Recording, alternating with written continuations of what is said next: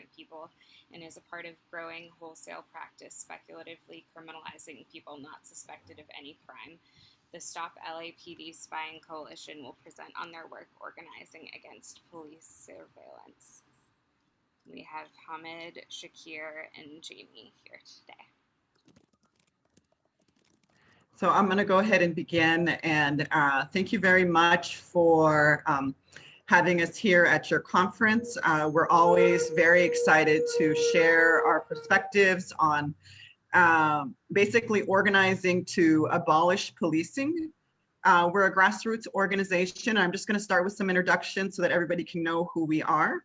My name is Jamie Garcia, and I am a registered nurse for about 13 years in the community of East LA. I'm also a community organizer, and I've been working with the Stop LAPD Spying Coalition for about 10 years. I'm going to pass to Shakir. Hi everyone. Thanks, Jamie. My name is Shakir Rahman. I'm a community organizer and community lawyer with the Stop LAPD Spying Coalition. I've been with the group for approaching 2 years now. And yeah, I'm also based in Los Angeles. I will pass to Hamid. Thank you. Good morning, everybody. My name is Hamid Khan, go by he, him. I am also with the Stop LAPD Spying Coalition, been there since the inception, along with Jamie, just about 10 and a half years ago. Been organizing in LA for about 30 plus years around immigrant rights, racial justice, economic justice, gender violence, homophobia, so a whole bunch of things. And all of this kind of converges into the history of state violence and the history of the national security police state. So that's what the Stop LAPD Spying Coalition does. So I'm going to pass it back to Jamie. So I'm just going to kind of share a little bit about what we'll be discussing today. I'm really excited. It's a lot of culmination of community analysis and community research from folks who are impacted. The Stop LAPD Spying Coalition is located in Skid Row, one of the most policed and criminalized and brutalized areas probably in the nation. So when folks start off with trying to reform police or police surveillance in the context of privacy, often they leave out the most impacted individuals, which do not have access to such privileges as privacy, where their lives are bared to everybody living on the streets because of poverty. Inflicted poverty on people. So we're going to go through looking at the foundation of post 9/11 surveillance technologies and tactics. We're going to look at how in communities this actually kind of comes together programmatically through systems of offender-based policing, location-based policing, and micro hotspots. But we're also going to look at cycles of reform and how growing actors that are complicit in the expansion of police power enhance and promote the criminalizing of communities, for example, as we see in academia and nonprofits. So like I said, the Stop LAPD Spying Coalition was formed in the summer of 2011 to not only organize against post 9/11 tactics of surveillance and how counterterrorism tactics and technology were being integrated into domestic law enforcement, but also to demonstrate how policing and particular tactics like community policing are being used to infiltrate, to disrupt and neutralize movements that are calling for the abolition of policing. So I really want to start this story kind of looking at the impacts before we start to break down the technologies and before we start to actually talk about how different institutions allow policing power to expand and to be legitimized in our communities. So I'm going to start the story talking about predictive policing, which has gone through very many name changes. This is often a tactic of police to try to make us feel comfortable with brutal law enforcement tactics. So it's been known as predictive policing, it's been known as precision policing, and now in Los Angeles, it's known as data-driven policing with some community input, of course. So predictive policing is a culmination of how legacies of policing tactics and partnerships utilize the veneer of science and technology to further legitimize the brutality of policing while formalizing and highly coordinating relationships between political officials, the police itself, and individuals invested in redevelopment to extract economic gains from BIPOC communities by containing, controlling, criminalizing, or ultimately banishing these communities. We're going to start in the Skid Row area and kind of look at the history of Skid Row and how it's been used to extract wealth. I mean, going all the way back from looking at the Pacific Railroad that was ended there in Central Division, but then kind of take us all the way further, looking at the 2040 redevelopment plan. And I think this is very important because we're considering and thinking about why neighborhoods are criminalized. And that's the kind of theme of this whole conference. And so we really need to look at that. It's not just looking at brutalizing people, but really looking at economic gain and how police are a part of that, protecting capital, as many people say.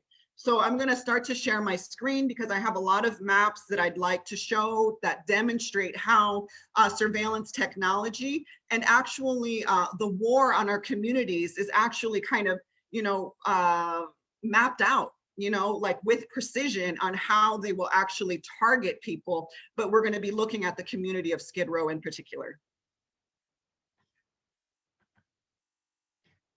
Give me just 1 second while I set up. And there we go. This should enhance it a little. Oops, I always push share. My apologies. I always do this. Okay, present is what I meant.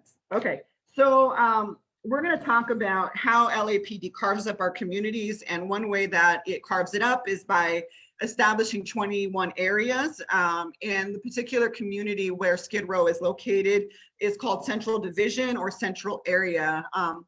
For those who are unfamiliar with Los Angeles, Skid Row is located right next to what is the redeveloping or gentrifying downtown Los Angeles.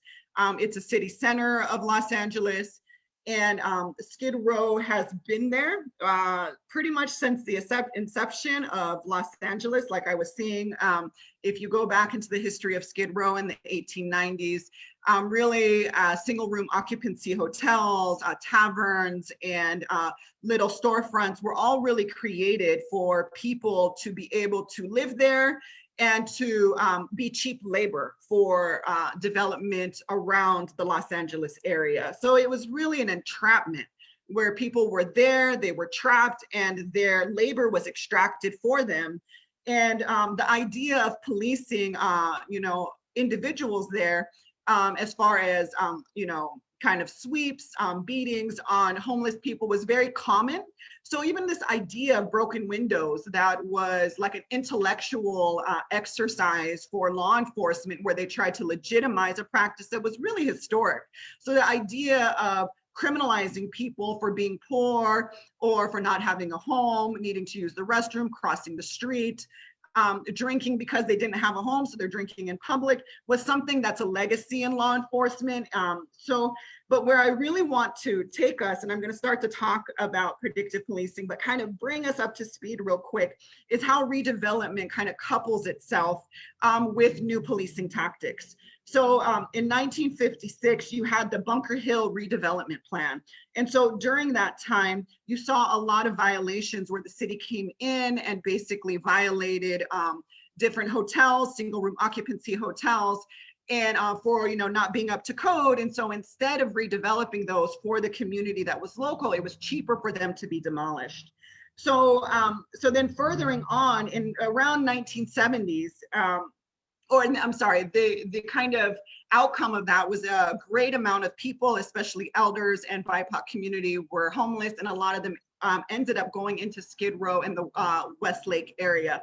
So there was a growing amount of people who were displaced, and because of this, partnership between the city and redevelopers to basically kind of eradicate safe places for people to sleep. And during this time also in the 1964 4118D, which criminalized sleeping and sleeping on the streets, was instituted. So you see kind of that that kind of trifecta of effect on people who are homeless. So I think the story of Skid Row really starts, accelerates in 1976 with the containment plan. And the containment plan was a a result of the Central Business Redevelopment Plan. And so in this plan, basically, they wanted to eradicate Skid Row down to one block where there was nobody there that was homeless anymore. And there was a huge population of people who were unhoused or living in single room occupancy hotels. And so instead, and then there was like, you know, a big kind of organizing fight against that with community organizers from that area, from basically people who didn't want people who were unhoused or poor in their neighborhood kind of came together. And so they decided to do this informal plan called the containment plan. And so Skid Row was formally decided to be between, between Main Street, that kind of butts up against the new gentrifying downtown, Alameda, which is east of downtown, and then north going to 7th Street and south, north going to 3rd Street and south going to 7th Street. So this kind of became the containment area of Skid Row. And it's really important because as I start to tell the story of predictive policing, you'll see how predictive policing just kind of carries on the legacies of containing what became the containment of Skid Row. And the buffer zones were areas that were highly policed by foot patrol because the idea was to make the centralized area of Skid Row a place where people who were unhoused would be comfortable, right? They would have a home or like basically a shelter, or they could, camp on the street, or they could live in a single room occupancy. They could get a free meal, they could get social services, and they would become uncomfortable to go into the buffer zone or leave the area because police would be patrolling those areas and kind of force them back into the containment area. Okay, so that's just the legacy of Skid Row. So now I'm going to jump really quickly into predictive policing, and I apologize for moving really fast, but I think when we think about neighborhoods, we have to think about how they're formed and then how police become a part of that and play a role in that. So during the predictive policing fight that was started in 2016 through the Stop LAPD Spying Coalition, we filed a bunch of California public records requests, right? And so we were able to obtain actual mission sheets from law enforcement where they, basically through Predpol, which was an algorithm that designated hotspots as high crime areas or locations where crime was possibly going to happen. They would give these to basically patrol officers and say, patrol these areas and look for suspicious people or look for, possible crimes that are going to happen. This is considered a location-based tactic, right? And so this was instituted in LAPD in 2009 was when they started to pilot this program in LAPD. So at the same time, they're also piloting a program called Operation Laser, which is LA Strategic Extraction and Restoration. So extracting people, and in their own literature, they referred to people in the community as tumors that needed to be extracted, right? So this included an offender-based program that utilized a risk assessment to assign people a certain level of risk that were tracked through the community, and offline officers were given almost like what most wanted posters to go after people to try to violate them for anything. And that literature you can see also within documents we received through our public records request. It also includes a location-based component, which you'll see these kind of black boxes that are designed to basically, it says that these areas are high crime areas. And so they would patrol these areas aggressively looking for chronic offenders or for crime as well. And then there was also micro hotspots that were considered anchor points. And so in the beginning of this presentation, I talked about how predictive policing is the coordination of city officials, police, and redevelopers, right? So anchor points were areas where the intervention into a specific like home, a property, a business, an intersection that was considered the micro hotspot or termed the anchor point. They would intervene by trying to evict people from those properties or using the citywide nuisance abatement program to evict people, right? And so that was how they intervened. And again, we need to think about interventions, and the interventions are criminalizing where there's incarceration or essentially making people homeless. And this is the way that police orient themselves in our community when we're thinking about how they deal with issues that are rising in the neighborhood. And when we think about now, we're going to put this all into the context of Skid Row. So now this is the intervention on how we're thinking about people who are poor, who are unhoused. And so we have to really think about how this impacts people and who is filling the jails and the prisons. So, so now I'm going to take us into what we did, which was the concentration of PredPol hotspots. And this is a 6-month concentration. So now remember how in 1976, they created the buffer zones around Skid Row. So if we look at this map, this area right here, these are the buffer zones. So PredPol traditionally just took over the areas that were used to contain Skid Row, because we already know that Skid Row had the Safer Cities Initiative, which basically assigned about 50 more police officers and several narcotic agents just to the area of Skid Row to patrol and police Skid Row. So this PredPol essentially took over the buffer zones to make sure that the new gentry or the gentrifiers in downtown and the developers in downtown would not have to deal with the basically burgeoning homeless community of unhoused people in downtown. So this is also another example of how we repeated the study and looked at hotspots from June of 2018. And this is more of a 4-month period of hotspots. And again, you see Skid Row being in this lower area. And again, you kind of see this buffer zone establishing itself to be sure that nobody is exiting this area, right? So as I said before, I want to kind of give us a tiny little background about the citywide nuisance abatement program. So in the 90s, when basically downtown was being blighted, right, where there was not a lot of services there, they were kind of just letting it go to shambles, right? What happens is that property values drop, right? And real estate speculators can come in and just buy hotels for really cheap.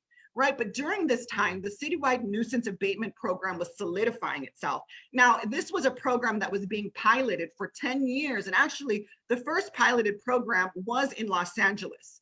So the point of the citywide nuisance abatement program was to abate properties, right? And to bring in more surveillance, to bring in more criminalization, and basically to kind of take over the properties, which ultimately did happen. And so if you look at this property up here on 451 South Main Street, this property was formerly known as the Frontier Hotel, a single room occupancy hotel, which many of our members that, because we're housed in Skid Row under the Los Angeles Community Action Network, and many of our members actually lived in that hotel and remember the criminalization, the fact that the landlords didn't consider them tenants, and they did something called a 26-day shuffle to make sure they could never be tenants and would move them from room to room. Anyways, so CNAP decides in 1999 a full-on assault of a single room occupancy hotels. And so if you look at Main Street right here, right, this is the buffer zone.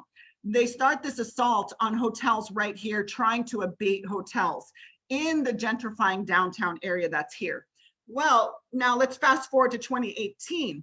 These areas are all anchor points, or the micro hotspots that I spoke about, that are part of Operation Laser, right? So there, in this hotel right across the way, the Roslyn Hotel is a single room occupancy hotel that's protected under the SRO trust fund that was kind of preserved during these fights through community organizing to maintain a minimal amount of single room occupancies for folks in Skid Row. So all these areas are now considered anchor points and are highly policed, right? If we go down here to this area on 5th and San Pedro, and this will soon make sense, this is also an anchor point where you have many SROs that are also in this area. So 5th and San Pedro is also considered an area where they're using the nuisance abatement law, they're using evictions, and they're highly policing that area as well. So I kind of talked about the Central Business Redevelopment Plan. So let's move forward a little bit. We talked about CNAP 1999, Safer Cities Initiative of 2016 under William Bratton comes in, starts to highly police Skid Row during that time, making it just, very uncomfortable to be poor, right? So you're continually criminalized. So if we fast forward now to 2018, right, and think about what is happening in downtown, in 2018, Los Angeles City Council introduces the 2040 plan, right? And this is the rezoning of Skid Row, right? And this idea of wanting to deconcentrate poverty. So how do they do that? They do that through rezoning. They do that through the resurfacing of 4118D, which many community organizers were able to fight that off through the Jones Act, allowing people to be able to sleep from the hours of 9 p.m. to 6 a.m. in Skid Row. But now they want to bring it back with even more force. And that's a current fight in City Council. And the rezoning plan is a current fight in 2018. So if you look at the buffer zones that we talked about, right, of the predpol hotspots, and you look at the anchor points, they're encroaching into the community of Skid Row. So in this next map, and this is my last slide, these were the proposed 2018 laser zones, right? And in the 2040 plan that they have proposed, they're going to reduce where affordable housing can be built. Now affordable housing will be contained to San Pedro, which is located down here, just on the tip of the laser zones, then down to 5th Street here, and then down to Central. This will be the only area that affordable housing will be allowed to be built. The rest of the area will be open to market rate housing and redevelopers to come in and develop it how they please. And you know that the SRO trust fund will not be able to compete in buying property with these redevelopers into a blighted area, right? Where property values will be much cheaper. So the point of this presentation is to demonstrate how city officials, how policing tactics, and how redevelopers work in conjunction to either extract, well, the thing is to extract capital. And how are they going to do it? Either by extracting through labor, which is the history of Skid Row, or basically containing, criminalizing, and banishing people in order to get the land that they're sitting on. And so I think what's really important, and I'm going to pass to Shakir now, is for us to realize that the intervention in Skid Row to people that are basically an end result of urbanization, where people are left in poverty, that the ideas that are coming in are ideas of location-based policing, offender-based policing, and city municipal codes like 4118D, essentially to target and incarcerate people. And I mean, a lot of end results, and I could go further on about how chronic offenders were also possibly killed in laser zones. So, and that's a further story, but since we're speaking about neighborhoods, I really wanted to demonstrate that trifecta and the harm that it brings to our communities. So sorry, that was a lot, but I tried to get it all in there. So thank you.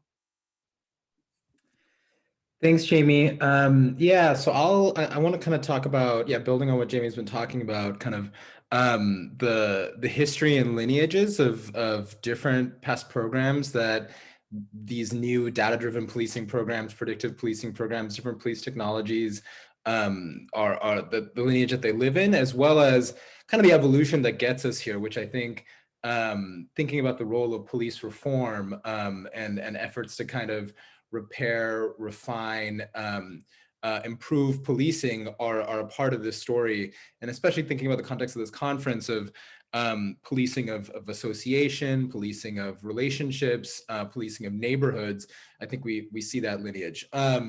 And also as part of that story, I'm going to talk a little bit about kind of academic complicity and all of that, as well as nonprofit complicity and all that. If I'm taking too long, Jamie, and trying to cover all those things, feel free, please, to cut me off and move us along. But so basically, so I think beginning with, I think this point that I just want to reiterate or lift up that Jamie kind of said at the end of the role of policing. We have a sense of, we always have a clear sense of how policing plays a role in regulating labor and in regulating in kind of warehousing people, in managing kind of the workforce in that way. But also this point about how policing's role in neighborhoods is, of course, to extract and banish people, but also sometimes to help, like with the example that we see in Skid Row, of maintaining kind of through blight, like through denial, dispossession, like kind of keeping neighborhoods under-resourced and poor. That's also plays a role in the process of extraction by helping suppress kind of values and keeping a part of the community, blighted and underserved, that then allows later on, like we're starting to see now, developers and real estate investors to come in and then start acquiring those properties. And the kind of that whole process involves and requires a lot of over time kind of coordination between these different actors that Jamie laid out. There's of course the police. Then also there's, for example, the citywide nuisance abatement program that she talked about, which is municipal prosecutors who declare buildings nuisances, which allows landlords to make evictions, or allows turnover, often is directly complicit in or directly an instrument of clearing out a building where there might be rent controlled tenants in order to sell that property or to bring in higher paying tenants. So that coordination, we've been talking about the different elements of that through history. Predictive policing and data-driven policing, what Jamie was giving examples of through PredPol and the hotspots, is now a form that coordination takes. And the way that the Stop LAPD spying first kind of, my understanding is, like, started looking at that or started kind of noticing and mapping that out, is going back to, and I'll show some slides too, that map that Jamie shared of the hotspots in Skid Row. The reason that this map, Jamie was talking about the kind of process and role of containment in this, but what's, I think, interesting is stepping back a moment and thinking about how these, like, data-driven policing, algorithmic policing, often the mainstream kind of critique that's leveled at them is that, okay, it's a matter of bad data coming in, and so obviously you're going to get bad data coming out. It's going to be the racial biases, the history of racial profiling, of targeting of certain communities, means that the same places that have always been policed are going to continue to be policed. If that was the story, then you would of course expect Skid Row, which is in this 2015 map, this kind of the blank area here, to be the most hotspot based policed, most algorithmically policed part of the city, because that's where historically the most enforcement and criminalization has happened. Skid Row has had, through the Safer Cities initiative that Jamie mentioned, and other things, the largest concentration of policing and enforcement in Los Angeles and maybe even the country and beyond. So you would expect for these hotspots to then be most concentrated in Skid Row. But as we started mapping these out, we started to realize, no, the story that's happening is actually kind of consistent with the broader story that housing organizers will always tell you about Skid Row, that Skid Row organizers will tell you, is just about this process of containment and kind of encroachment.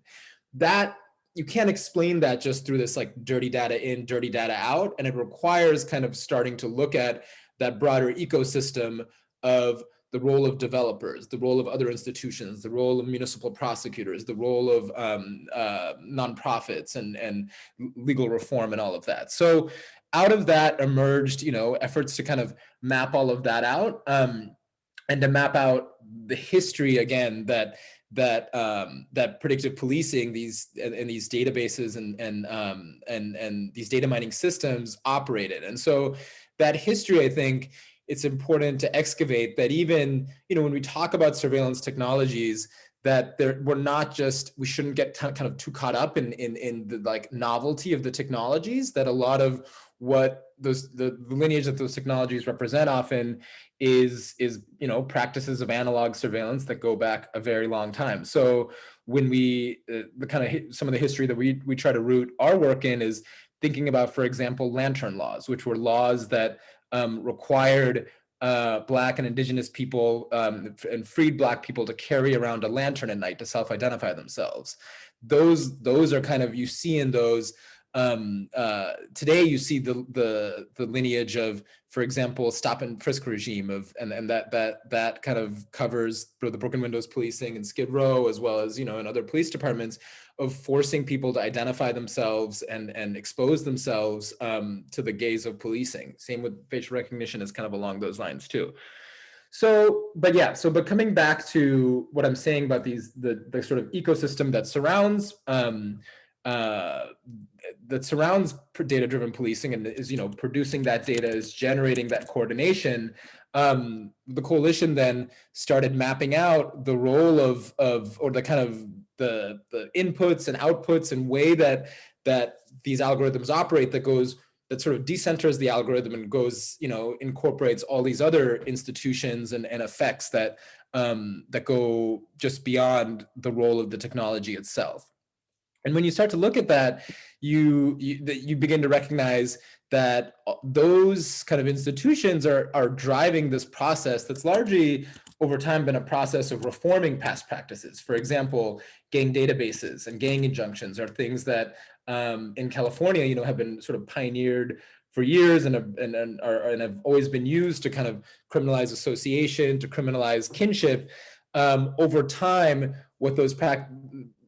through this process of those practices being criticized or chipped away at, and often chipped away at using either legal tools or the language of they're not accurate enough, they're not accountable enough, they're not fair enough, the impact is too disparate, that kind of thing, that leads to the sort of refinement of it, as well as kind of the evolution of it into a lot of these practices that we're talking about now. So, when we're talking about predictive policing, one form that takes, and LAPD had a number of, LAPD had this PredPol program that we've been talking about that is a kind of for-profit company that sells products, that sells this predictive policing technology to different police departments.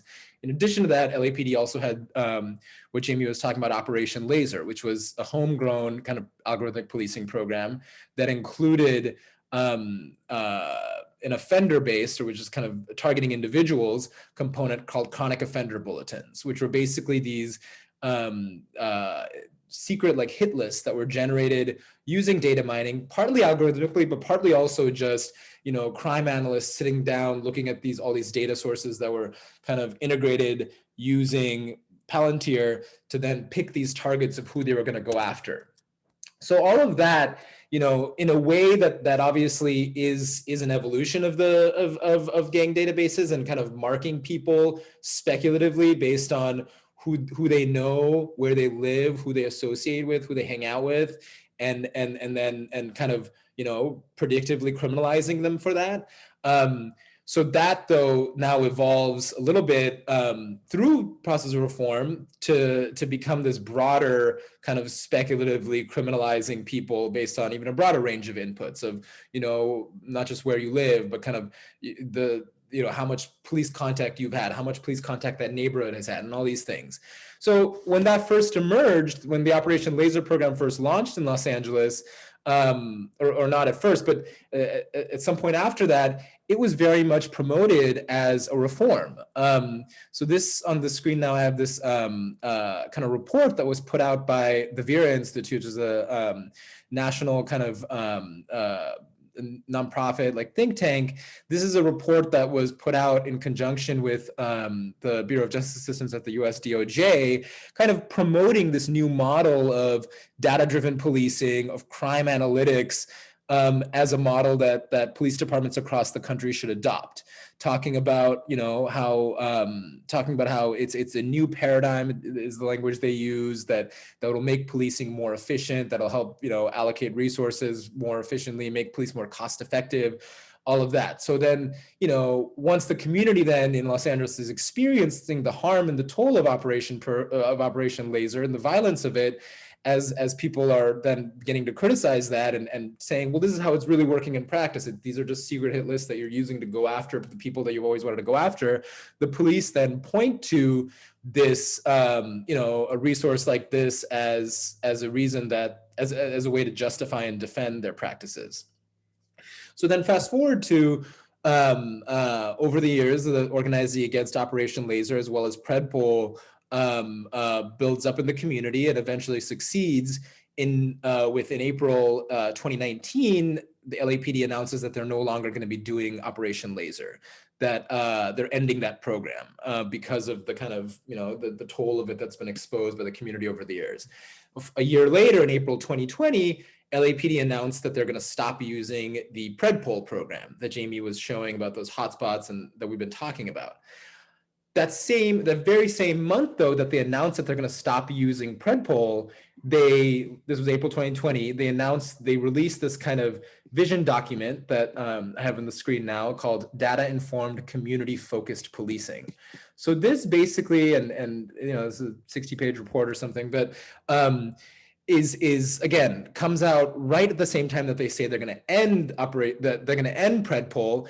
And basically what this report is doing is kind of casting a lot of the data mining that LAPD had been doing under those programs, now presenting them as the goal of them is to increase accountability, is to make policing kind of more fair, and like here, we will continue to implement systems that measure accountability, measure results, improve efficiency, and provide overall accountability.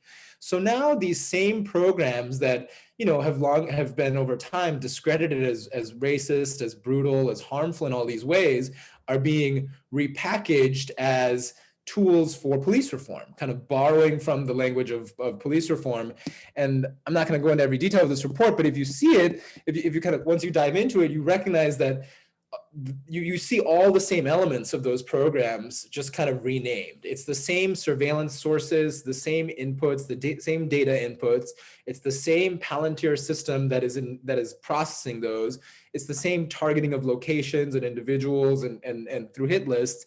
And it's the same outputs, of course. The outputs are always going to be criminalization, policing, police stops, evictions, nuisance abatements, all of those same things. It's just now kind of recouched in this new language that is being supplied by police reformers and police, you know, which is often kind of taking place in through academic research, through kind of nonprofit advocacy. And so that's the and I'm going to give some examples of that, the advocacy and the academic complicity. But so that's the evolution of, or the rebranding really of LAPD's own practices. At the same time, as I said, PredPol, kicked out of Los Angeles by the community after exposing kind of its toll, also goes through a very, very similar transformation. So this is PredPol's website. You know, their tagline here is predict critical events and gain actionable insight, the predictive policing company trademark. The next year, oops, I have the wrong thing here. Earlier this year, PredPol, in response to that same kind of discrediting and exposing of the harm, also rebrands and changes its name from PredPol now to Geolytica. And their tagline now, exactly where it's previously said, you know, predictive policing trademark, is we run operations for public safety teams to be more transparent, accountable, and effective. So that, you know, that evolution is like sort of directly tracks what happens with the LAPD system too. And you see here, this is their kind of tagline on their Twitter page. It's data-driven community policing, which, you know, is sounds a lot like data-informed community-focused policing of the, you know, the LAPD's transformation. So all of that, you know, doesn't happen in a vacuum, like I said. And to understand that, you need to be looking at this broader ecosystem and be thinking about how it's not just the specific program or the specific policy that's harmful and that we need to be organizing against and trying to dismantle, because if you take out, for example, if you just take out Predpol, it can get replaced then with this new thing, with this data-driven community policing or whatever, because the rest of that ecosystem that's helping generate, that's helping feed the data, that's helping feed the branding and the concept of these is going to remain. And just to give an example of that, you know, a lot of the coalition's work has been through public records research and public records requests using the California Public Records Act and as a tool for kind of organizing and research. We recently uncovered, for example, these emails, and I'll try to kind of rush through this, but basically this is an email that we recently found from a law professor who is, his name's Andrew Ferguson, and he's sort of he's written a book on big data policing and is you know, kind of self-described as an expert on predictive policing. This is an email from Professor Ferguson to this person, Jeremy Hefner, who was the product manager of this product called HunchLab that was previously owned by this company called Azavia, and then since has been acquired by ShotSpotter, which is a company that uses kind of microphones, or their primary product was microphones that detected gunshots. Now they've, after acquiring HunchLab, have now branched more into this location-based predictive policing. And so this email, basically, I'm just gonna try to be quick here, is Ferguson just kind of emailing the HunchLab folks and saying, hey, let's say a city came to you and we're interested in using HunchLab to improve police accountability. Do you think that would, you know, how do you think that would work? You know, they talk, and then he basically describes, basically, what if you were selling two products? One was a product that is sort of this patrol management kind of predictive policing technology. And the other product is, you know, more about police accountability than crime reduction. You've got product A and product B. Of course, he says both products would do the same thing. You know, they both would be doing crime protection and patrol management. It would just be pitched differently, and, you know, they'd be collecting different data. He explains this could, like, just rebranding your product in that same way, you know, having the same technology, the same purpose, but just, you know, framing it differently, selling it differently.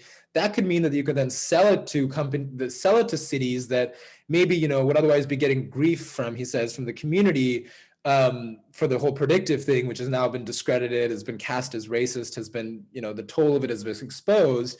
And you'll get credit from the community for caring about police accountability. So this kind of concept, and I'm not saying, you know, any one academic or any one kind of, you know, even before going back to the Vera Institute or whatever, that any one of these examples is the kind of, you know, villain that is helping these systems evolve. It's just the role of these kind of institutions and the way that evolution happens depends on all of those institutions moving. Oh, whoops! I turned my camera off. I don't know why I did that. So, okay, I just want to give two more examples of that nonprofit and academic complicity, and then I'm going to pass it on. So, as I said, so Los Angeles, you know, the community kind of forced LAPD to stop using its Predpol and Operation Laser programs, so those have been evolving in time. I want to give another example of how kind of how that kind of efforts to confront these systems has evolved and it has also just proceeded in other cities. So one is in Santa Cruz, where last summer in June or July, it was sort of after the uprising and kind of very much the organizing, and so it was couched in the language of the uprising. Headlines were that Santa Cruz became the first US city to ban predictive policing. That was the headline of the LA Times. This was a campaign kind of pushed by the ACLU of Northern California, as you know, along with kind of community groups. The legislation that Santa Cruz enacted was promoted by the ACLU as a ban, and that, you know, that it's in the kind of you know, using the, as I said, the language and the momentum of the movement against policing that was forming on the streets at the time. And you know, the ACLU talked about the ordinance as a ban, and that's how the headlines describe it. But if you look at the language of it, which I have in the second picture at the top right corner, and you just read it, it basically it you know, doesn't actually say that predictive policing is being banned. Rather, it says that it'll be unlawful for the city to use it prior to obtaining, and I can't highlight, so I hope people can follow along, but prior to obtaining city council approval based on city council's finding that the technology meets scientifically validated and peer-reviewed research, protects and safeguards the civil liberties of all people, and will not perpetuate bias. So we didn't mention this earlier, but Predpol is founded by, and Predpol is based in Santa Cruz, so that's you know, where the headquarters of the company is. And it's founded by a pair of UCLA academics, one of whom is an anthropologist, another one is an applied mathematician, who founded the company first by working with LAPD to test Predpol, deploy it in the Foothill Division, that's in the San Fernando Valley, you know, and then published their results in kind of peer-reviewed research and academic journals, research that has since been rejected and discredited. But the point is that this, you know, this was always part of their, this was always part of their model. This was always part of their strategy for how they presented and promoted this stuff, is it's going to be peer-reviewed. It's all based on, you know, scientific validation. And so in that same LA Times article that you know, trumpets this ban, you also have the CEO of Predpol saying that you know, that they welcome the new legislation, that the company is confident its software is not racially biased and therefore meets the conditions in the city's ordinance. So Predpol, as well as I can't remember now, but I think there are other companies too that also, along with the ACLU, celebrated this ban. And so what this ban is doing then is, you know, it basically is, and by the way, Santa Cruz had been at this point not even using Predpol for a while. They'd stopped using it, I think, in response to community pressure. But then this ordinance comes along that's celebrated by Predpol and these companies. So this is, it's not quite, you know, it's not banning it, it's not abolishing it, in a way that these kinds of practices of trying to reform and validate and refine these are codifying it. They're establishing the exact kind of criteria and pathway and just, you know, blueprint for how, if you want to use technology like this, this is the pathway you need to take, and the companies that are doing it are really excited about that. So that's one example. The other example of academic complicity, and again, there are two, obviously, you know, with UCLA academics being, you know, directly responsible for developing this technology, that's obviously one form of academic complicity, of academics literally building the weapons that police are using. And we also recently actually uncovered that UCLA not only, you know, is hosting that research and you know, then and then in response to the community defending that as well, the, you know, academic freedom and we don't control what our faculty are doing, and those kinds of values. At the same time, we also were later able to expose the UCLA, it's not just that professors at UCLA are doing this research. The UCLA Foundation, which is I think the endowment for the university, purchased a stake in Predpol, an early kind of stake of I think maybe several thousand, or at least over several 100,000, maybe even shares in the company, through UCLA's venture capital arm. So the university is also then profiting off of and directly invested in the company. So just this other example here is of kind of UCLA research. And this is another kind of form of the academic complicity. This one we can wrap up for questions and stuff that Hamid will facilitate. Okay. Yeah, I'll just share the CSP thing. Sorry, yeah, I kind of lost track of time here, but so the Community Safety Partnerships is a kind of community policing program that was first piloted in a number of housing developments, public housing developments in Los Angeles. And then years later, this study is published that about the kind of efficacy, or, you know, evaluating the program. So the study, as you see in the second picture, The lead researchers, one is Georgia Leap, who is a social welfare professor who actually happens to be married to, I think, a former LAPD or current LAPD deputy chief. The second person there is Jeffrey Brantingham, who is this anthropology professor who's, as I said, the co-founder and owner of Predpol. So these are people who, you know, have their own kind of connections to police in those ways. But the thing I also want to highlight even more important is who funded this this research. And so it's a lot of kind of, this goes back to a lot of what Jamie was talking about. So the first listed there is the Ballmer Group. So that's Steve Ballmer, the owner of the Los Angeles Clippers, owner of a stadium, kind of very involved in real estate development, is one of the funders. Caruso there is one of the largest private real estate developers in the country. That fourth person, Cindy Miskowski, is I think a principal of Ring Group, which is this also large real estate conglomerate. So a lot of these, who's funding these programs or funding the academic evaluation and vetting of these programs, which then LAPD later cited last summer when they expanded the CSP program from those pilots into a full-fledged bureau, is coming from developers. And a lot of those developers also, including the Ballmer Foundation, actually funded the pilot programs in the first place. This is just an excerpt, and I'll end here, showing that the Ballmer Group provided just literally purchased this operation of the Community Safety Partnerships Program in one of the city housing developments. And not just that, but stipulated that any site that Ballmer Foundation was funding in this way would then later need to be required that it needed to be funded by the city. So they're basically saying, we'll donate, and I think this was $750,000 maybe, donation to fund this program, saying, okay, we're gonna fund this now, start doing this like community policing program, and then the city's gonna need to pay for it out of its own dollar afterwards. So yeah, so that's just kind of the range of the academic and reform kind of complicity. Thank you, Shakir. Thank you, Jamie. A lot of information shared. So I think we're going to now start having a conversation around folks have any questions or comments, and we can maybe, I guess technically we have till about 11:30. So just already, Lily, thank you for sharing your comments. And also, a question as well.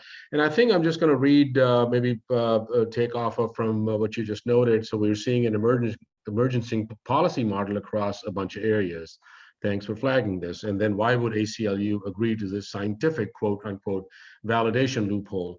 So I think that's where, but this is the key question. And I think in order for us to address this question, one is, and I posted an op-ed that was under my name and Pete White, who's the executive director of Los Angeles Community Action Network, with one of the largest and the most preeminent, people's movement around race and poverty, based out of Skid Row, which is our home as well, where ACLU has been. I mean, we just call them as functionaries of the state. I mean, it's just a 100%, just right there.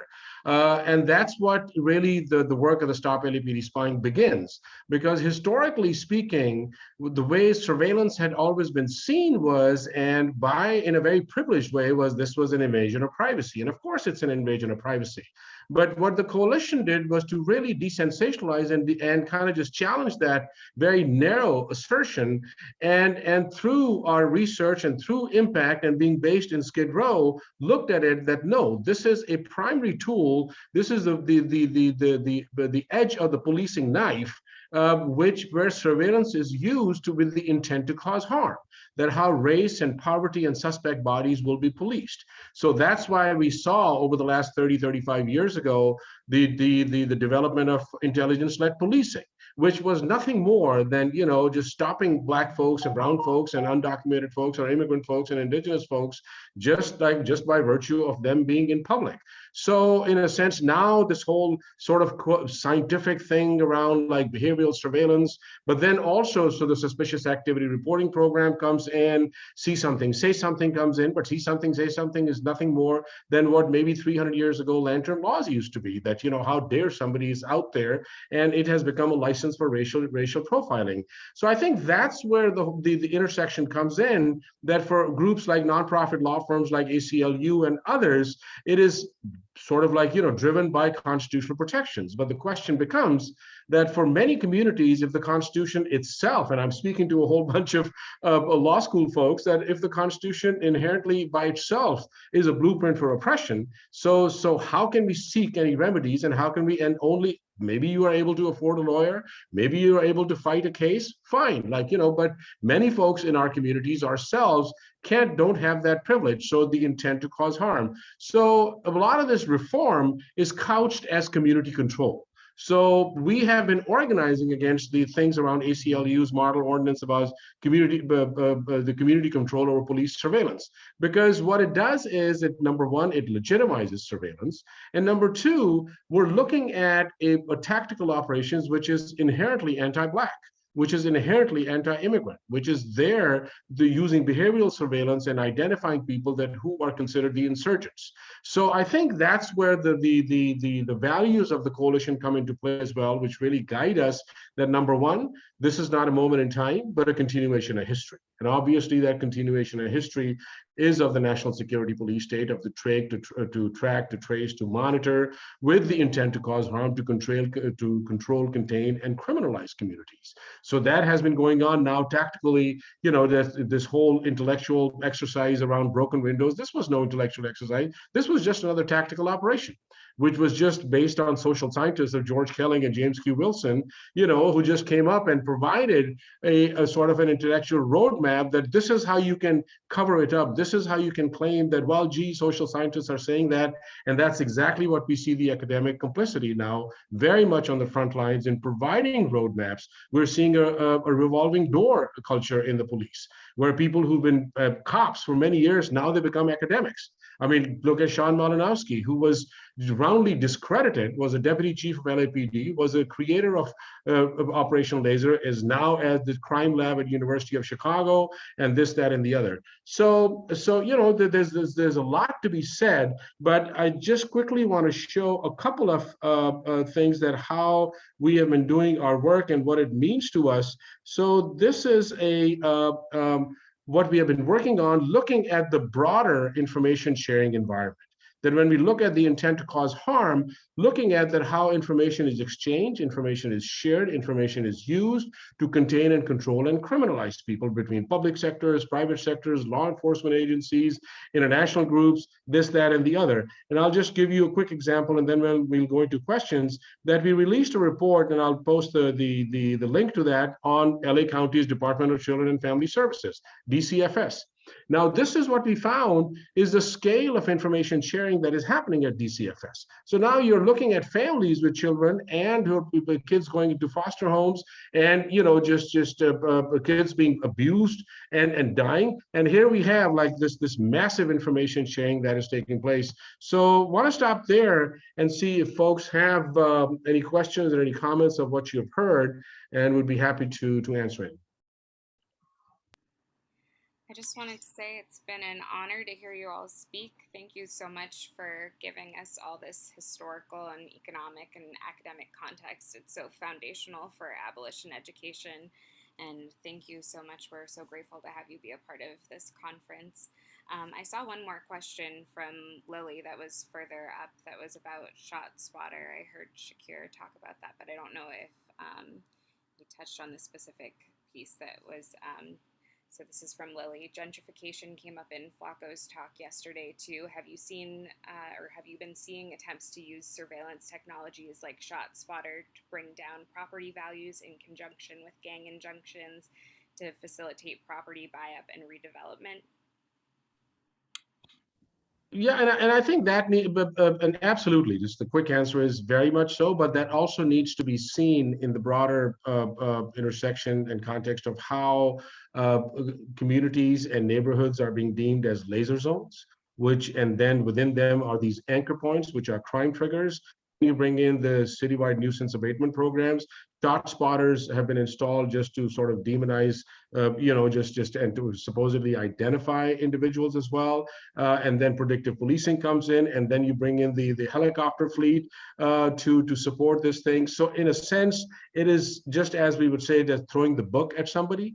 to criminalize them. Here we see like throwing the book of tactical operations into criminalizing whole neighborhoods, which then, and just to share this too, that in the next 6 to 8 weeks, we will be releasing a report on exactly these issues, that how neighborhoods are being criminalized, which is more like predictive policing 2.0, that how these zoning and rezoning and the gentrification and development that is happening in the Central Division and also in South Central Los Angeles is very much driven by these programs, and how they're in cahoots with the developers, with real estate companies, with the city attorneys and law enforcement agencies. I don't know, Jamie or Shakir, if you want to add to that. I wanted to see, Shakir, I know you have the image of the data-informed community-focused policing pamphlet, where we're trying to break down and demonstrate to people the kind of garrison state and how technology has infiltrated the community. Do you have it, Shakir, where you can just show and we can talk about the area crime, the area community crime intelligence centers, basically data analytics centers that are being moved into neighborhoods now? So, and there's a really great image. Yeah, so this image right here kind of is an example. Maybe make it a little bit larger, Shakir, so we can just look at the image. Let's see. Wait, like where the Just the image, just so we can show the image. Yeah, is there, because you had it larger. Yeah, well, yeah, just the image. I don't know what you mean. Right there. Perfect. So when we look at how LAPD kind of breaks down a community, and this is the thing that we have to realize, it's like war on the community. So they're using militarized technology, counterterrorism tactics, and they're bringing them into the community to basically map us, use social network analysis, use technologies like ShotSpotter, which is not the only one, which kind of like, as Hamid was saying, gives them the excuse and the reasoning to come into a community, guns blazing, and, gives them the data to legitimize them being there, right? So LAPD currently is using the SARA model, the scanning, analysis, response, and assessment, to organize. And this is an old model, right? But this is how they're, framing their tactics and moving.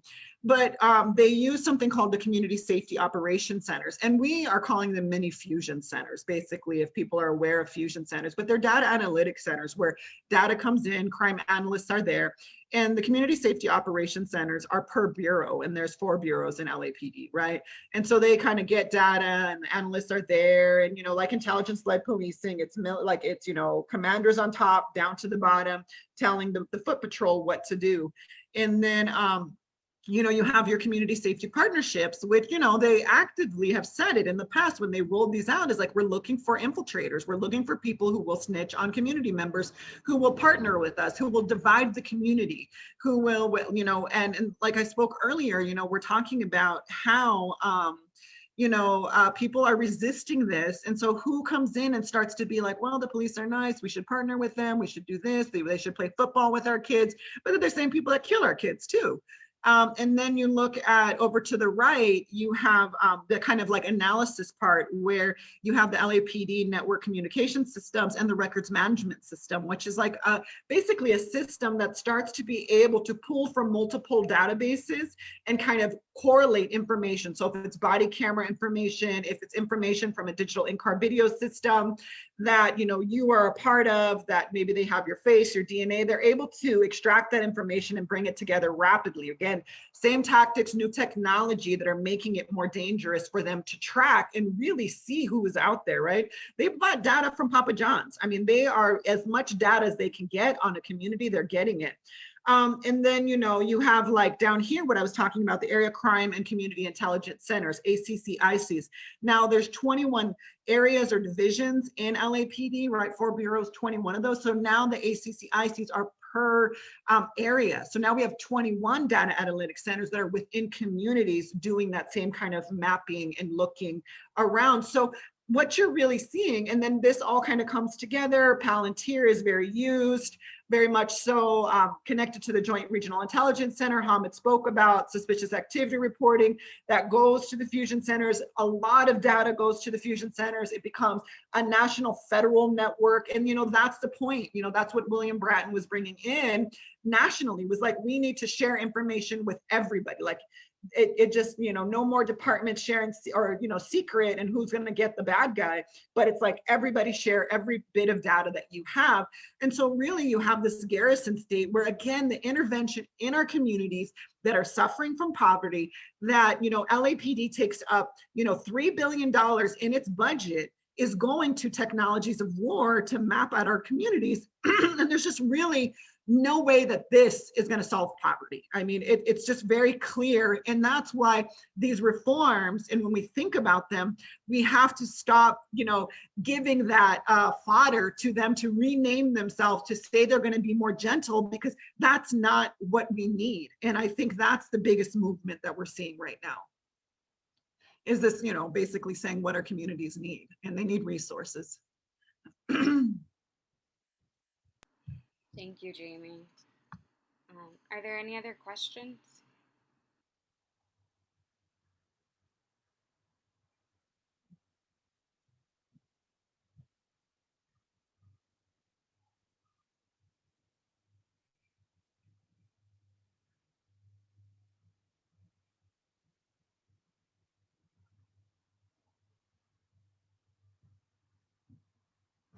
We must have been very clear. This. You were very good. This was an excellent presentation. Thank you so much. Thank you.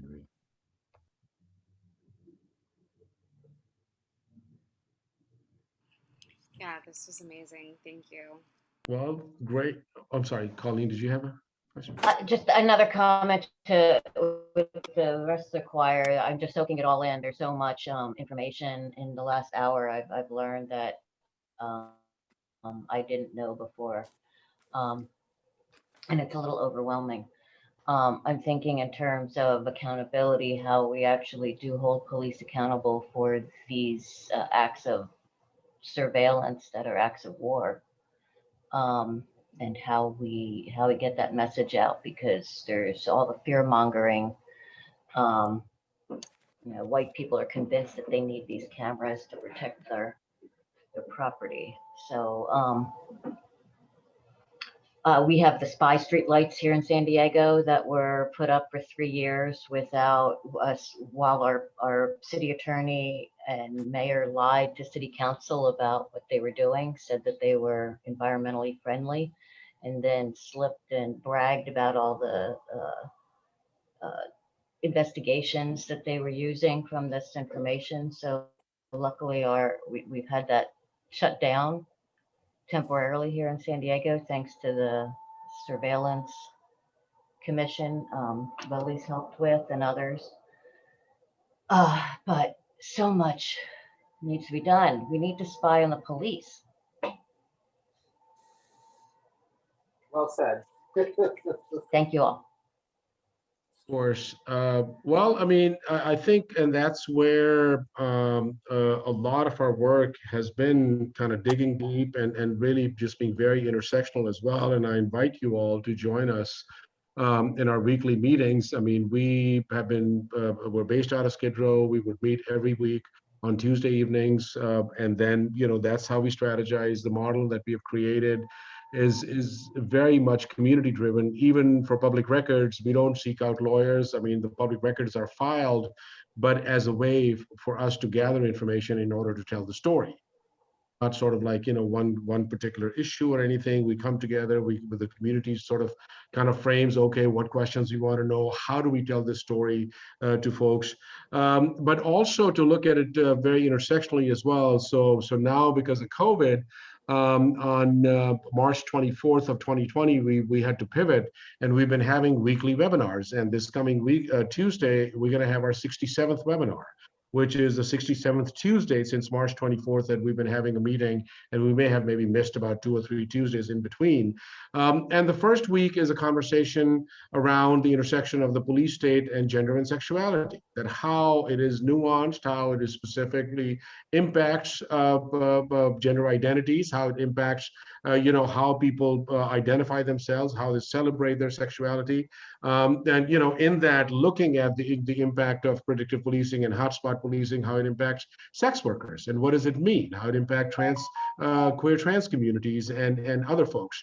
The second Tuesday of the month from 6 to 8 is on the police state and the war on youth, that how youth are being particularly targeted, how, you know, this whole impact and this violence against youth is increasingly taking on a national security significance, where we had gang injunctions, we had gang databases, and various other things, and now it's taking on this frameworks of countering violent extremism, preventing violent extremism. So how radicalization theories are being inserted and how youth are being impacted. The third Tuesday is more like a general a meeting, which is what is the current political landscape like. And the fourth Tuesday is committed to looking at data-driven policing and these new sort of emerging tactics that are constantly using pseudoscience and mask the impact. So we welcome you to join us.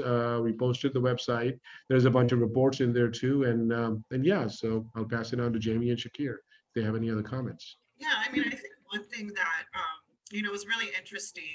We did an interview with a lot of the founders from the coalition that kind of came together in 2011 to basically start this organization. And one thing that I think as abolitionists, we have to really kind of ground ourselves in is Susan Alba, who does a lot of lawyering for basically immigrant rights and representing people who are, at risk for deportation or being deported. Kind of shared the story of when she was able to go down and spend time with Zapatistas and was invited into the space to share and learn about tactics. And one story she shared, which really made me realize why the coalition really spends its time and has spent its time over the last decade, like digging deep, is because, and she shared the story that Zapatistas spent 10 years organizing, and strategizing their rebellion in order to preserve their land and their people and to, for their own safety and for their own self-preservation. And I think as abolitionists, we really have to realize the benefit of bringing along the community in community-based research, in actively understanding abolition as a culture. It's something we need to learn that has multi components to it, where we learn about, yes, what our communities need, how to engage our communities, how to be a community, so that when things happen, we can depend on each other. But at the same time, to learn and deeply learn the roots and how police have infiltrated our lives and are sucking us dry of resources that we need, and how this is all a component of white supremacy. And I think as abolitionists, and even in my own journey, spending that time to really uproot that and be honest with ourselves on who and how different players are contributing and benefiting from this, we can better strategize when we create things as roadblocks to police expansion. Because what I feel like I see is just a rush for a win, a rush for a title, a rush to, to stop, where at one point we're going to have to realize that if we don't know like the full story, or don't kind of share this full story with each other and work with each other, that, we kind of will keep putting ourselves in this cyclical moment where we're talking about something beyond now data-driven policing that they renamed, that they have a new kind of system to do. And so I really drew a lot of inspiration for that, and kind of realizing why we value that culture building, and that building a culture of resistance, where we're teaching each other, how to file PRAs, how to understand different technologies. I mean, even that pamphlet you saw, I mean, it's a parent that created it, not someone who's a lawyer or who's an academic or who their specialty is policing. And I mean, and that is the culture we need to cultivate within each other.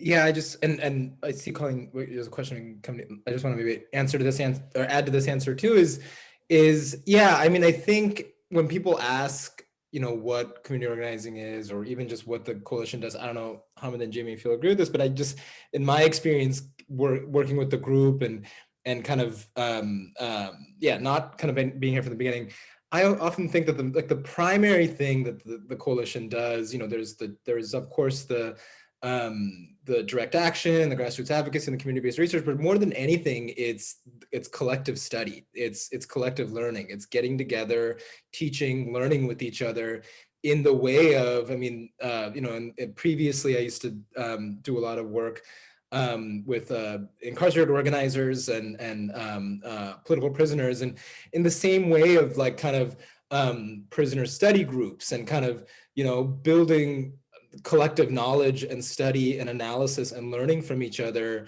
That I think is almost like so core to the work. And that's just, you know, we live in a country where there is not much political education, if any, or what does exist is very much you know, telling the wrong narrative. So that kind of just learning together and you know, word that's thrown around a lot, but like the kind of decolonizing language, or decolonizing kind of even the knowledge and understanding and analysis of this stuff. So it is generated by the community, produced by, you know, parents and nurses and youth and yeah, so that's a big part of it. And as a lawyer, especially, and you know, to the extent this is yeah, for a law school, and there might be law students or others in the audience, is like it's been not only a process of learning, like you're talking about, Jamie, but also unlearning. Like for me, a lot of unlearning kind of the ways that I was taught to think about the politics of these things, and even just, you know, like you were talking about that cycle of chasing wins. And really unlearning that, because, you know, the legal profession, I think more than any other institution in society, has been really not just complicit, but responsible for, over time, refining, expanding, producing this kind of vast bureaucracy that we now have, that's used to you know, process and harm and incarcerate and police so many people. So especially like, how do we take kind of this like legal expertise, legal professional authority away, and really learn how, as lawyers or as anyone else, like what it means to participate in our communities and kind of, yeah, build grassroots power. So yeah, Colleen, I see you have a question. Just building on that, I have a client who's been telling me for a while now about, he's a homeless man, about the surveillance that's being directed at him. And it's difficult to hear all this, because at a certain level, I say, well, he's just hypervigilant and paranoid. But there's a lot of truth to this. And in fact, my communications with him on his phone were taken away. There was some filter or something applied that he could no longer see any messages, text messages I was sending to him. He didn't do anything to do this. He's got a government issued phone, and now all of a sudden we can't communicate on it. We tried different ways, and it kept getting blocked. So I saw it there. And so I think maybe as to keep our minds open, that just because you're paranoid doesn't mean people aren't out to get you, and that there's a lot of learning we can do from our clients and the people we serve. And I think this, thank you for raising that, Colleen, because we get caught up into kind of just, you know, just kind of waving it off as people are paranoid, but psychops and psychological warfare is real. You know, just mind control, and this could be all conspiracies and all of that, but that is a real thing. A lot of experimentation continues to happen. And if we are looking at law enforcement as an extension of counterinsurgency tactics, because they actually are. I mean, we know that the LAPD had about 70 Marine Corps assigned to them in the 2000s, and it's all documented, who cruised the streets of South Central Los Angeles with the LAPD and learned the urban guerrilla warfare tactics, which were then used in Al Anbar province and all. I mean, LAPD trained the El Salvadorian paramilitary squads in the 1980s. They are there in preserving and maintaining the Zionist apartheid in Israel, and you know how they work very closely with the Israelis as well. So I think there's a lot to be said, but you know we also want to share that we celebrate as well, and you know we just and I'm just going to show a quick 2-minute video on one of the let me just go back real quickly before I do that. Go this, and we have built a culture of resistance to these programs.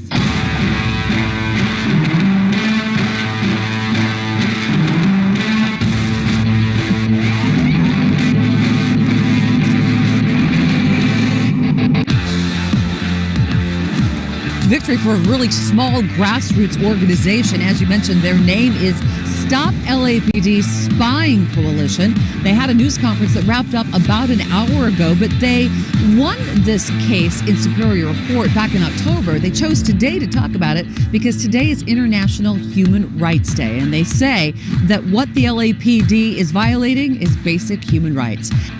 It does feel like a victory. Anytime that you win a groundbreaking lawsuit, it is a victory, definitely. And it gives us more information for us to help families as we try to determine what has happened and why it happens, knowing where laser zones are, even knowing more and more about what people are on the list. These things are important. The power we have built as a community has been tremendous. Why do we say that data will be policing? Shut it down! Chief would dare say it was just an experiment. It was just an experiment. The thing that he calls an experiment for us is ways in which we have to save our lives. We must love and protect one another. We have nothing to lose but our change. Okay, enough. It is our duty to win. I'm going to recess. We're going to recess and clear the room, and then we will finish with the media. It is our duty to fight for freedom. It is our duty to win. It is our duty to win. We must love and protect one another. We must love and protect one another. We have nothing to lose but our change. We have nothing to lose but our change.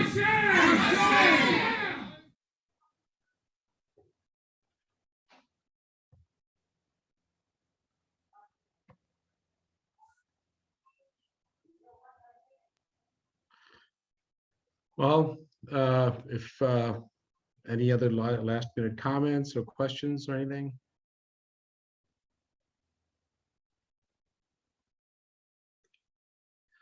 Well, thank you all very much, and we look forward to joining the fight. Just join us on our Tuesday webinars. Hit us up on our social media handles and